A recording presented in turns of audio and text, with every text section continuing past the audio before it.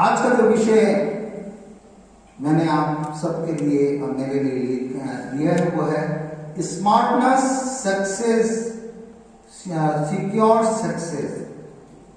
Smartness secure success, चुस्ती सफलता को सुरक्षित करती है। चुस्ती सफलता को सुरक्षित करती है। Smartness secure success. जब हम परमेश्वर के वचन में देखते हैं तो यीशु मसीह इस संसार में बहुत ही फिट था फिजिकली। जब तक कि उसने सेवा की इस संसार में ही वॉज फिट। वचन में लिखा है 30 साल तक वो अपने घर में रहा और वो काम करता था बड़ाई का, तो फिटनेस तो होगी। फिर जब वो घर से बाहर निकला, परमेश्वर ने बोला कि तुम्हें इस संसार में मेरा प्रवचन को बांटना है, मेरी शिक्षा को देना है और मेरे लोगों को चंगाइयां देनी है शारीरिक और मानसिक और आत्मिक। जब उन्होंने 33.5 साल की जो मिनिस्ट्री रही उसमें वो पूरी तरह फिट था, क्योंकि वचन लिखते हैं कि वो 24 घंटे कभी कभी जगता था। 24 घंटे दिन भर वो भीड़ के साथ रहता था और रात को वो परमेश्वर के साथ प्रार्थना करता था। इसलिए एक दो जगह ही उसका है कि वो सो रहा था ना, बाकी जगह बिल्कुल ऐसा है कि उसने वो काम किए हैं जो परमेश्वर के राज के लिए उसे करना था। वैसे ही मनुष्य के जीवन में भी जो चुस्ती है, स्मार्टनेस, हमें सफलता की बुलंदियों पर लेके जाती है। मेरा और आपका परमेश्वर वो परमेश्वर है जिसने मुझे और आपको बेस्ट बनाया है। ताकि वचन में लिखा है उसने जो कुछ भी संसार में बनाया, जो हम देखते हैं मनुष्य के अलावा, वो सब कुछ कहने से हुआ, ये हो जा, ये हो जा, ये हो जा। लेकिन जब उसने आदम को बनाया तो वचन लिखा है ही bow down and he collect the dust। मैं जब उस सीन को याद करता हूं, बाइबल में नहीं लिखा कि उसने कैसा किया, लेकिन जब मैं व्यक्तिगत रूप से उस सीन को मैं याद करता हूं कि परमेश्वर ने आदम को मिट्टी से अपने हाथ से बनाया। तो हम सोचें कि परमेश्वर ने मिट्टी कैसे ली होगी। हाथ से तो ली है ना, लिखा हाथ से। उसने झुका होगा जमीन पर और उसने मिट्टी ली है।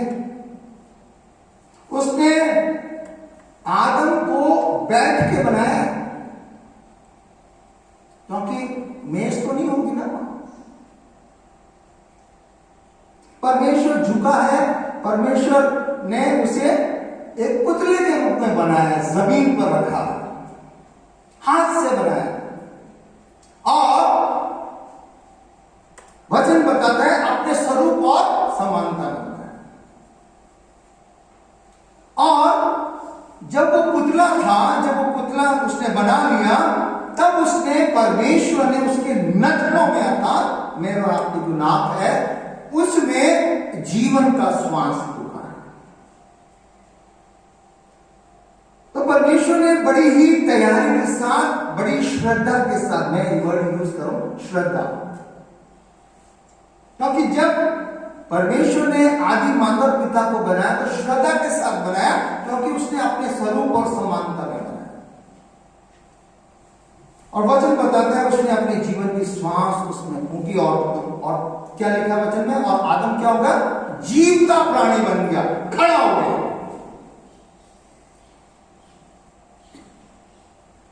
और आदम को परमेश्वर ने पहले दिन से ही कहा था, मैंने आदम और हव्वा को, मैं तुम्हें इस वाटिका, मैंने तुम्हें इस वाटिका में इसलिए रखा है कि तुम इसमें काम करो और इसकी देखभाल। फिटनेस, जब हमारे शरीर में फिटनेस रहती है हमारा शरीर अच्छा रहता है। और जिस दिन हमारे शरीर में फिटनेस नहीं होती है, हम हांफ जाते हैं। हांफने का मतलब है हम उस काम को ठीक रीति से नहीं कर पाते। हमने जो नीति वचन हमने पढ़ा था, उसका हम उसकी 3 आयतों को हम वापस से देखें। नीति वचन उसका 8वां अध्याय पद 34, 35 और 36 आज की मुख्य पद है। नीति वचन 8वां अध्याय पद 34, 35 और 36 जो हमें आत्मिक रूप से उन्नत करती है। उसमें लिखा है, क्या ही धन्य है वो मनुष्य जो मेरी सुनता, वरन मेरी देवड़ी पर प्रतिदिन खड़ा रहता और मेरे द्वारों के खंभों के पास दृष्टि लगाए रहता है, क्योंकि जो मुझे पाता है वो जीवन को पाता है और यहोवा उससे प्रसन्न होता है। परंतु जो मेरा अपराध करता है वो अपने ही पर उपद्रव करता है। जितने मुझसे बैर रखते वे मृत्यु से प्रीति रखते हैं। क्या ही धन्य है वो मनुष्य जो मेरी सुनता है। ये पूरा चैप्टर बुद्धि बोल रही है। बुद्धि जो ज्ञान है, परमेश्वर का ज्ञान है, वो बोल रही है वो मनुष्य कितना ही धन्य है जो मेरी सुनता है और जो मेरी देवड़ी पर प्रतिदिन खड़ा रहता है। इसी बात को जब दाऊद अपने भजन में लिखता है, अभी हमने गया कि मैं खुश हुआ जब मुझे कहने लगे कि आओ खुदावन के घर को चले, तो मैं आनंदित हुआ। डोर स्टेप्स, परमेश्वर के भवन की जो डोर स्टेप्स होते हैं, जो देवड़ी होती है, जब हमारे पांव उस पर पड़ते हैं तो हम धन्य हैं। जिस तरह हम अपने सामाजिक जीवन में हम बहुत सारा काम करके जब अपने घर को लौटते हैं तो हमें कितना आराम मिलता है। वैसे ही परमेश्वर के भवन में जब हम एंटर होते हैं, अवश्य है कि हमें आत्मिक रूप से आराम मिलना चाहिए। आत्मिक रूप से संसारिक सारी बातें हम छोड़ते हुए परमेश्वर की आराधना करने आते हैं।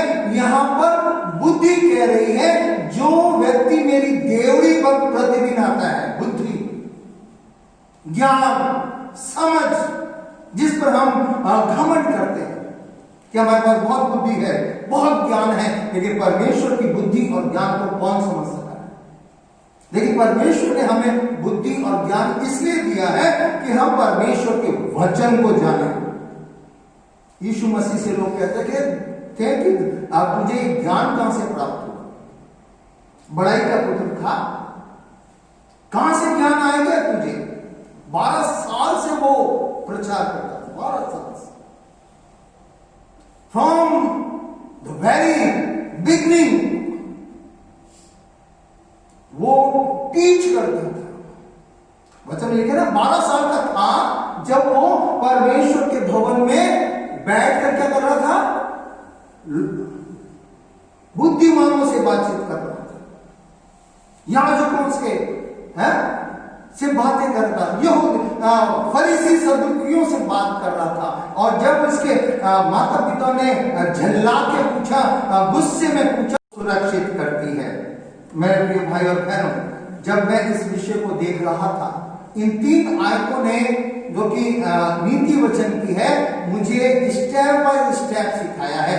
आइए हम उन 3 आयतों को फिर से देखें। उसमें लिखा है 34, क्या ही धन्य है मनुष्य जो मेरी सुनता, वरन मेरी देवड़ी पर प्रतिदिन खड़ा रहता है और मेरे द्वारों के खंभों के पास दृष्टि लगाए रहता है। द नियरनेस ऑफ गॉड, परमेश्वर के नजदीक, परमेश्वर के नजदीक जब रहते हैं और उसकी ओर हम दृष्टि लगाए रहते हैं, परमेश्वर का वचन बोलता है, जो परमेश्वर की ओर दृष्टि लगाते हैं वे कभी लज्जित नहीं होते। वचन बोलते हैं मेरे और आपके जीवन में जब हम परमेश्वर की ओर देखते हैं, दृष्टि करते हैं, वचन हमें बताता है हम लज्जित नहीं हो सकते। स्तेफनुस के बारे में हम अच्छी तरह जानते हैं। कलीसिया का प्रथम शहीद स्तेफनुस, बहुत कम उसकी मिनिस्ट्री रही है, लेकिन प्रथम शहीद कहलाता है। वचन में लिखा है उसे मारा जा रहा था, यहां तक कि उसकी मृत्यु हो रही थी, लेकिन उसका चेहरा चमक रहा था। वचन में लिखा हिज फेस वाज शाइनिंग। लोग जो मार रहे थे पत्थर, वो सोच रहे थे कि अब ये रोएगा, तड़पेगा, हमसे माफी मांगेगा, हमसे कि मुझे छोड़ दो। लेकिन वचन बताता उसका चेहरा चमक रहा था। क्यों चेहरा चमक रहा था? क्योंकि उसने कहा मैं स्वर्ग को खुला हुआ देख रहा हूं। मृत्यु शैया पर था, डेथ बेड पर था, लेकिन उसकी दृष्टि का मतलब बताया। उसकी दृष्टि स्वर्ग की ओर थी। उसने बोला मैं स्वर्ग को खुला हुआ देख रहा हूं, परमेश्वर को सिंहासन पर बैठा हुआ देख रहा हूं, और परमेश्वर के पुत्र प्रभु यीशु मसीह को उसकी दाहिनी ओर खड़ा हुआ देख रहा हूं। बुद्धि कह रही है जो मेरी ओर दृष्टि करेंगे वे कभी लज्जित नहीं होंगे। यीशु मसीह की ओर जो दृष्टि करते हैं वे कभी लज्जित नहीं होंगे। वचन बताता है मेरे और आपके जीवन में यीशु मसीह इसलिए महत्व रखता है क्योंकि जब हम उसकी ओर देखते हैं तो संसार की कोई भी ताकत हमें उसके प्रेम से अलग नहीं कर सकती। परमेश्वर हमें अपने साथ रखता है। उसने कहा कि जब तुम उसमें मिले रहोगे तो तुम फलवंत होगे। और दूसरे 35वीं आयत में लिखा है क्योंकि जो मुझे पाता है वो जीवन को पाता है और यहोवा उससे प्रसन्न होता है। जो कोई मुझको पाता है वो जीवन पाता है। ये बुद्धि बोल रही है। बुद्धि कौन सी बोली? तो ईश्वरी, संसारिक बुद्धि नहीं। क्योंकि संसारिक बुद्धि के तो हमने कई उदाहरण देखे हैं जो कहते हैं ईश्वरी नहीं है ना। कोई उदाहरण संसार में कई बुद्धिमानों ने कहा ईश्वरी नहीं है। वो बुद्धि की बात नहीं है। यहां बुद्धि है परमेश्वर की, तो कहती है ईश्वर है। हम कभी भी अपने आप को डाइवर्ट ना करें दिमाग को। संसारिक बुद्धि की सीमितता है, लेकिन ईश्वरी बुद्धि असीमित है, अनलिमिटेड है। उसकी कोई था नहीं है। जबकि वचन में लिखा है सागर जैसे गहरा है परमेश्वर का वचन। कितना गहरा है? सागर जैसे गहरा, कोई नहीं नाम सकता। आकाश जितना ऊंचा है परमेश्वर का ज्ञान, जो कोई वहां पर जाके कह नहीं सके कि मैंने सब कुछ प्राप्त किया है। अभी हमने पहला कुरिन्थियों में पढ़ा है यदि कोई कहे यदि कोई घमंड करे तो किसमें करे? प्रभु में करे। घमंड हम अपनी बुद्धि पर नहीं करें, हम प्रभु में घमंड करें कि प्रभु ने हमें चुना है, इसलिए हम आनंदित हैं, इसलिए हम उसकी आराधना करते हैं।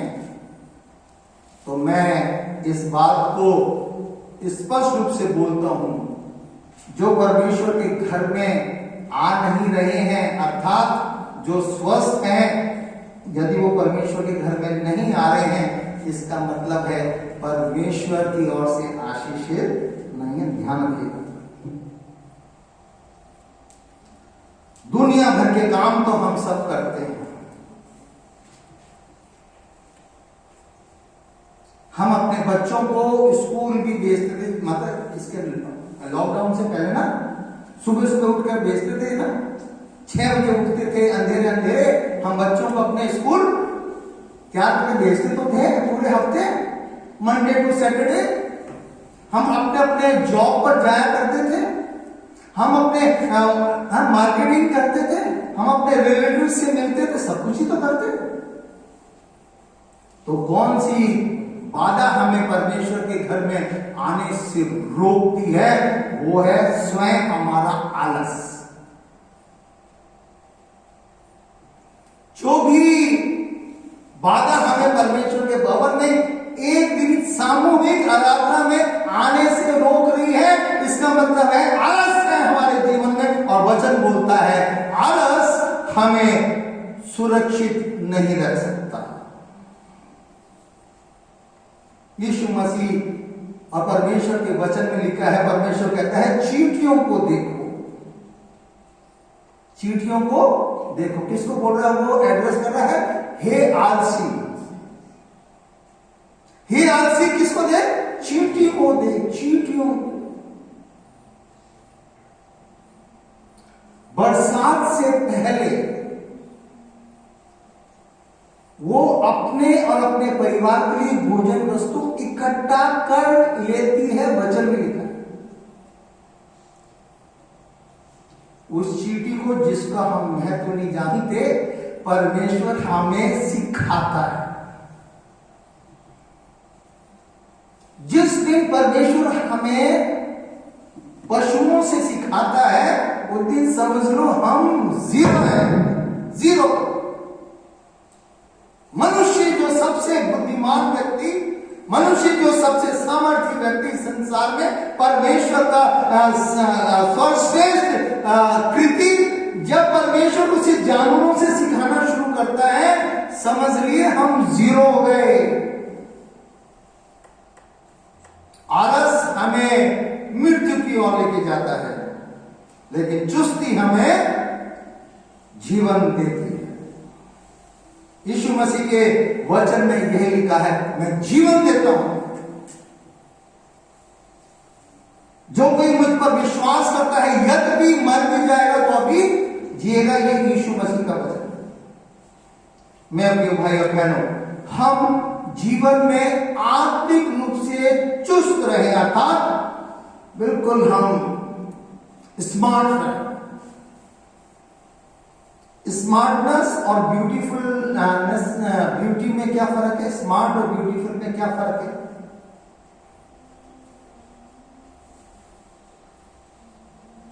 क्या फर्क है? स्मार्ट और ब्यूटी में क्या फर्क है? इंग्लिश के दो वर्ड है, स्मार्ट और ब्यूटी। जी, बुद्धिमान और सुंदरता। हाँ, आप देखिए मेक ओवर होता है ना, मेक ओवर, मेक ओवर। कई वीडियोस अभी आते हैं यूट्यूब पर। हाँ हाँ, इसमें क्या है? तो वो एक पैकेज देते हैं, वो पैकेज बताते हैं वेडिंग पैकेज। दूल्हा और दुल्हन की वो पूरी वो ट्रीट करते हैं पूरे 2-3 महीने। और कभी कभी तो दुल्हन ना पहचान में नहीं आती जब वो शादी करने आती है। जो ओरिजिनलिटी होती है वो किससे ढांपी जा रही है? मेकअप से। वो ब्यूटी होती है कुछ समय के लिए, लेकिन स्मार्ट व्यक्ति चाहे वो कैसा भी क्यों ना हो, बिना मेकअप के भी जब वो खड़ा होता तो लोग कहते हैं कितना स्मार्ट है। स्मार्ट का मतलब एक्टिव, बुद्धि ज्ञान से, इसमें से परमेश्वर की ज्योति जब उससे निकलती है तब वो स्मार्ट कहलाता है। स्मार्टनेस मसीह के जीवन में होना है, ब्यूटी तो आती और जाती है, वचन में लिखा है। परमेश्वर के वचन में लिखा है कि खूबसूरती तो कुछ ही दिन की होती है। अभी बहुत से आप उसमें देखिए, वहां पर 2 फोटोएं आती हैं, एक ही व्यक्ति की 2 फोटोएं आती हैं, यूं दिखाते हैं। एक उनकी जवानी की दिखाते हैं और एक उनकी अभी की। बुढ़ापे की दिखाते हैं। कितना फर्क है। इस संसार में कितने ही खूबसूरत लोग हो गए, मतलब शारीरिक रूप से कितने ही खूबसूरत हो गए हैं, मिलते कहाँ हैं आखिर में? मिट्टी में मिलते हैं। लेकिन स्मार्ट व्यक्ति को सदैव लोग याद करते हैं। मेरे प्रिय भाई बहन, परमेश्वर बोल रहा है कि हमें चुस्त रहना है, स्मार्ट रहना है, क्योंकि आलसियों का परमेश्वर के राज में प्रवेश करना कठिन है। आलसियों को, क्योंकि यीशु मसीह ने अपने चेलों को आदेश क्या दिया था जब वो स्वर्ग में उठा लिया जा रहा था। यीशु मसीह ने कहा, go and preach the gospel. ये बोला आदेश, the great commission, go and preach the gospel. अपने गांव में, अपनी डिस्ट्रिक्ट में, अपने देश में और पूरे विश्व में, ये बोला है आदेश। क्या कोई आलसी व्यक्ति ये कार्य कर सकता है? क्या कोई आलसी व्यक्ति ये कार्य कर सकता है? नहीं कर सकता ना, नहीं कर सकता। ये कार्य तो वही करेगा जो अपने आप को परमेश्वर में चुस्त पाएगा, तंदुरुस्त पाएगा, तब वो जाकर परमेश्वर के कार्य को करेगा।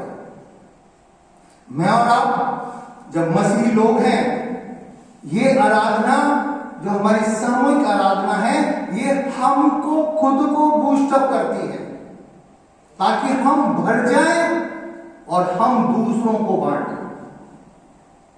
बहुत से लोग कहते हैं चर्च जाने से क्या फायदा है? ये फायदा है कि हम अपने आप को यहां भरते हैं, परमेश्वर के वचन को सीखते समझते हैं, ताकि हम दुनिया में दूसरे लोगों को सिखा सकें। परमेश्वर की आराधना इसलिए आवश्यक है सामूहिक, कि हम सीखें, समझें, ग्रहण करें, ताकि हम दूसरों को बांट सकें। क्योंकि यीशु मसीह कहता है, तुमने सेंत में पाया है और तुम्हारी ड्यूटी क्या है? सेंत में दें। मुझे पहले ये इसका अर्थ मालूम नहीं था, सेंत में क्या होता है। जब मैंने इंग्लिश में पढ़ा तो उसमें लिखा freely, freely you have received, freely you have to give लिखा है। तुमने बिना दाम तुम्हें मिला है और तुम्हें ये बांटना है। Freely you have received, freely you have to give. बहुत अच्छी आयत है, यीशु मसीह का वचन। हम यहां पर परमेश्वर के वचन को लेने आते हैं ताकि हमारा विश्वास दृढ़ होता रहे प्रतिदिन, ताकि जब हम 6 दिन दूसरों के साथ बातचीत करें तो हम वचन को रखकर बातचीत करें। और वचन में लिखा है, जरूरी नहीं है कि हमने हर बीज अच्छा फल लेके आएगा। यीशु मसीह ने कहा, एक बीज बोने वाला बीज बोने निकला, है ना? एक बीज बोने वाला बीज बोने निकला। कुछ कहां गिर गया? सड़क किनारे गिर गया। कुछ कहां गिरा? पथरीली जमीन पर गिरा। कुछ कहां गिरा? झाड़ियों में गिर गया। और कुछ कहां गिरा?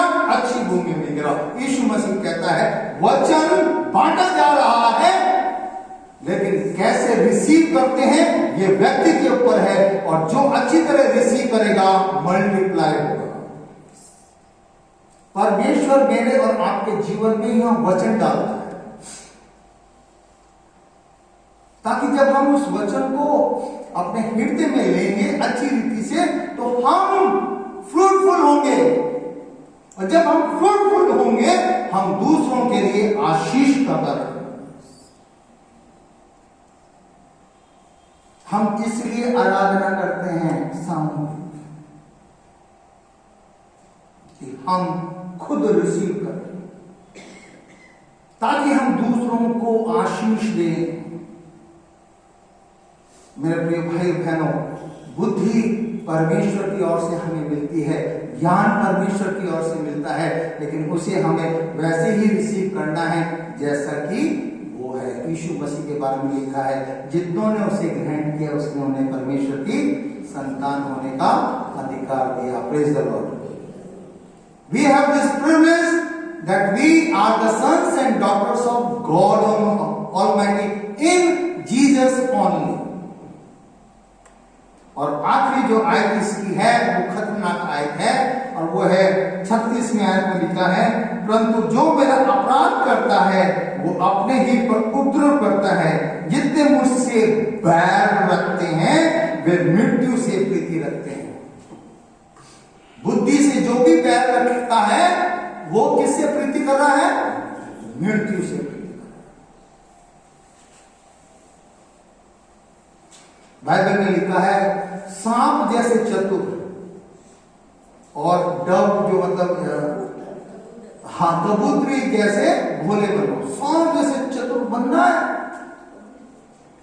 और कबूतरी जैसे भोले बनना, ये वचन बोल रहा है। लेकिन ये ना सोचे कि हमें सांप बनना है। सांप जैसे चतुर, सांप बनेंगे तो सचमुच में डसते रहेंगे, ऐसी कम थोड़ी डसते हैं। सांप बन जाएंगे तो और डसेंगे। सांप जैसे चतुर, वचन में लिखा चतुर हो गए, और कबूतर जैसे भोला। वचन हमें सिखा रहा है यदि हम बुद्धि अर्थात परमेश्वर के ज्ञान, समझ और यीशु मसीह के ज्ञान और समझ को नजरअंदाज करते हैं, उर्दू का शब्द है नजरअंदाज करते हैं, अर्थात हम उसे दरकिनार करते हैं, अर्थात हम उस पर ध्यान नहीं करते हैं, हम मृत्यु को देख रहे हैं। यीशु मसीह ने ऐसे ही नहीं कहा जो कोई मुझ पर विश्वास करेगा यदि मर भी जाएगा तो अभी जिएगा। I am the life, I am the way, the truth and the life.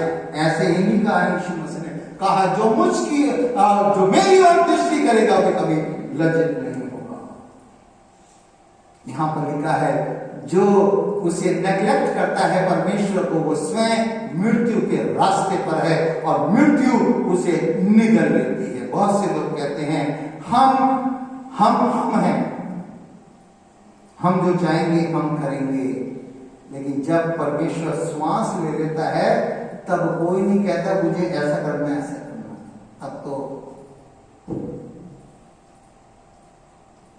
तब तो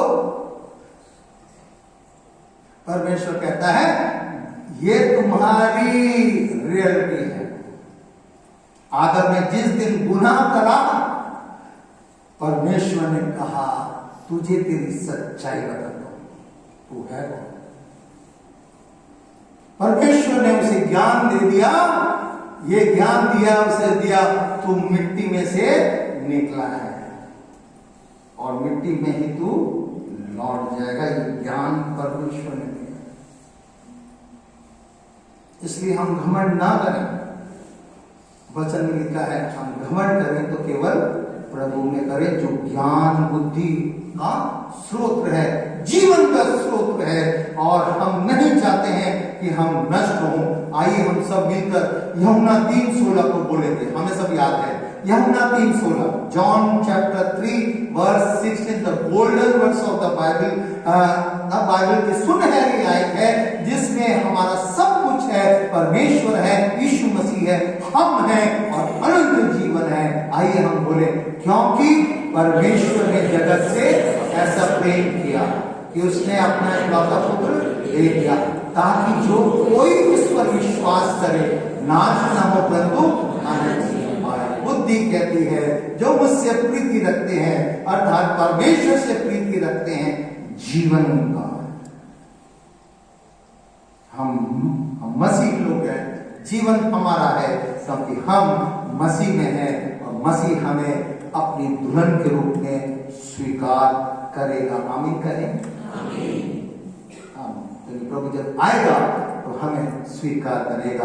प्रभु की आशीष हम सबके साथ बनी रहे। प्रभु अपने वचन को हमें और सिखाए और समझाए। आइए हम प्रार्थना करें।